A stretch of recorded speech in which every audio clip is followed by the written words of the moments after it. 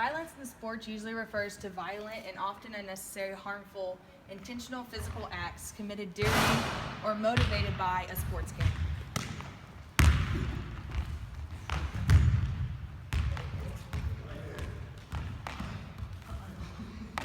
You see violence in sports all the time, whether it be on the field, off the field, on the court, off the court. You see it on ESPN. You see athletes getting in trouble for various different things. In football, was it Ray Rice situation? in the Ray Rice situation? He supposedly hit his girlfriend in the elevator, and he's no longer playing anymore just because of those consequences. And in basketball, also there's different things that happen on the field, such as The Ron Artest situation, where he got fouled hard by Ben Wallace, kind of like you seen in the video that we demonstrated. Little fouls like that lead up to bigger situations, guys getting angry and acting a certain way. And that situation specifically turned into him going into the stands and punching one of the fans. And it was just a lot of chaos. And learning about sports violence, you can help prevent them things. Do you hear me? Again, it started with 45 seconds left. Now, at the end of the game, I called the Detroit fans a bunch of punks. After further review, I still think they are. Although not all the fans, but those that were involved in this, those that came onto the floor, guys, and it escalated when the fans get involved. No, there's no question. And one thing that people don't understand, when you're involved in a rivalry like this, where the emotions are running at an all-time high, you have adrenaline flowing, and especially when fans are the ones who instigate these types of altercations. By the Ravens tonight, suspended by the NFL after a troubling new video has surfaced. You'll remember these images, Rice dragging his then-fiancée out of an elevator, but tonight, for the first time, we're seeing something else. What happened in the moments before, and then what happened next, now costing him his job. Tonight, the NFL taking action. What will authorities now do? ABC's Ryan Smith. The video chilling.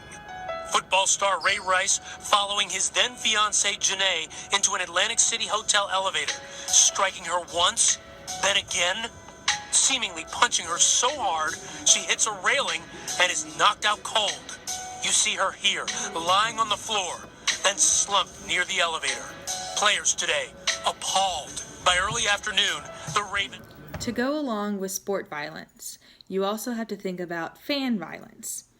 Fan violence is often happening because something within the sport the fans disagree with. Teams in their stadium are directly responsible for the fans' conduct. After learning about sports violence on the field, now let's take a look at fan violence in sports off the field. This Seattle man was knocked unconscious at CenturyLink. Fans throwing punches. In a Levi Stadium bathroom, with more than 500,000 views on YouTube and climbing. For the last 5 months, we've been compiling data from police departments across the country to track arrests in and around NFL stadiums. Fan-on-fan violence at NFL games has resulted in critical injuries, and in a few cases, death.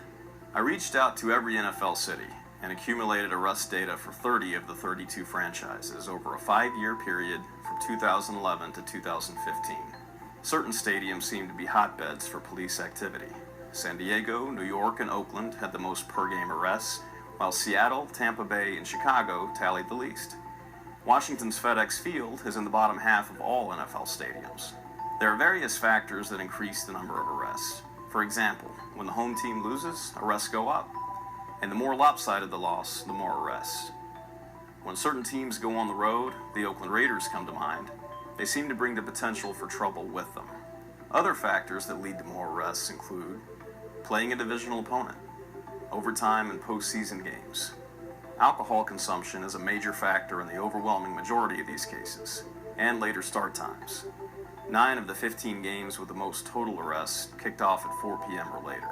The NFL has instituted a league-wide code of conduct, and many teams have instituted zero-tolerance policies for smoking, profanity, or fighting. Sports violence is something we all experience, whether it's on or off the field, involving players, fans, friends, opposing teams, or anyone else. Sport violence is something the leagues have started to crack down on more and more over the years, but the system is still a ways off from being perfect.